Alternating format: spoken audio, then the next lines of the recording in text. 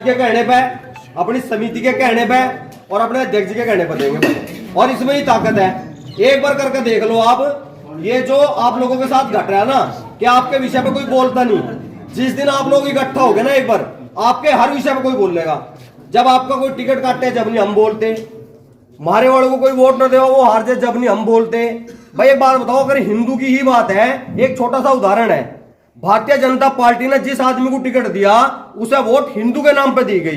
भाई 36 बिरादरी के सिर जोड़ के तो वोट दी गई, उसमें राजपूत भी, उसमें ब्राह्मण भी, उसमें कश्यप भी, उसमें गडरिया भी, उसमें गुज्जर भी, उसमें जाट भी, उसमें लोहार भी, सारे थे ना।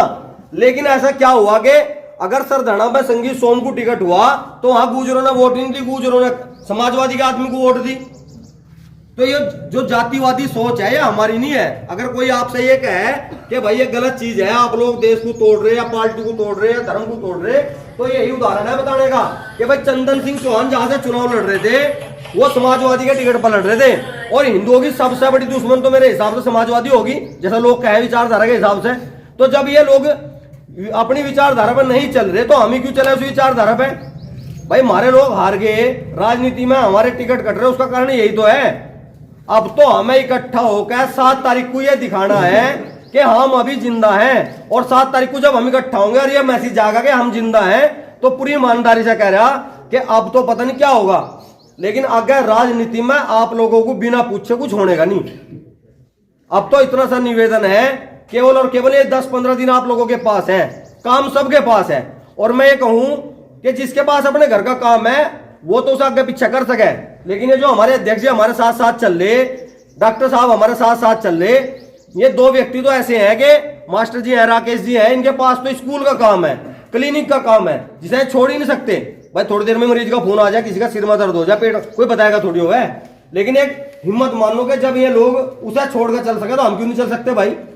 भाई हर घर में 2-2, 3-3 आदमी है, अपने एक दिन मैनेज करो। हम तो ये कहे कि यात्रा के साथ जब 400-500 आदमी चलेंगे ना, एक भूचाल आ जाएगा, भूचाल। और भूचाल ही है यो। राघव लखनपाल शर्मा का टिकट 2 महीने पहले हो गया था। राहुल शर्मा उनके छोटे भाई गांव दर गांव जाने शुरू हो गए थे, सुख दुख में जाना शुरू हो गए थे। लेकिन अगर ये टिकट आज होल्ड है ना, ये आप लोगों की ताकत है। ये जो विरोध यहाँ था शुरू हुआ ना, इस ताकत की वजह से ये टिकट आज होल्ड है। और एक ईमानदार से पूरी बात बता रहा है, बदलाव भी होंगे, आप लोगों की कहीं ना कहीं पूछ भी होगी। फायदा किसका होगा? जिसे टिकट होगा। भाई ना तो डॉक्टर साहब का टिकट होना, ना अध्यक्ष जी का टिकट होना, ना मास्टर जी का टिकट होना, ना मेरा होना। टिकट तो उन्हीं लोगों के होने जो लोग इस लाइन में खड़े।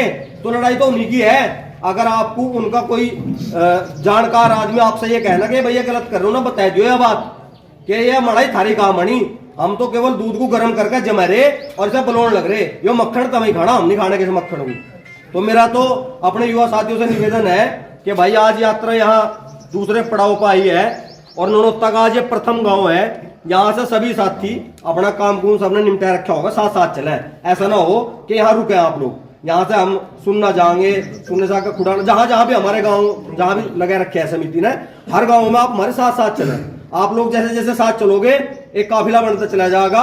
और उसी का ही मैसेज है, लोकतंत्र में भीड़ का है राज, तलवारों का राज नहीं रहा। अब वीर भोग्या वसुंधरा का जो नारा था ना जी, वो तब था जब महाराणा प्रताप जी थे। अब तो भीड़ तंत्र है, अब भीड़ भोग्य वसुंधरा है। जिसकी भीड़ है उसी की वसुंधरा है, वही राज करेगा। जय महाराणा प्रताप, जय मां भवानी, जय जय राजपूताना।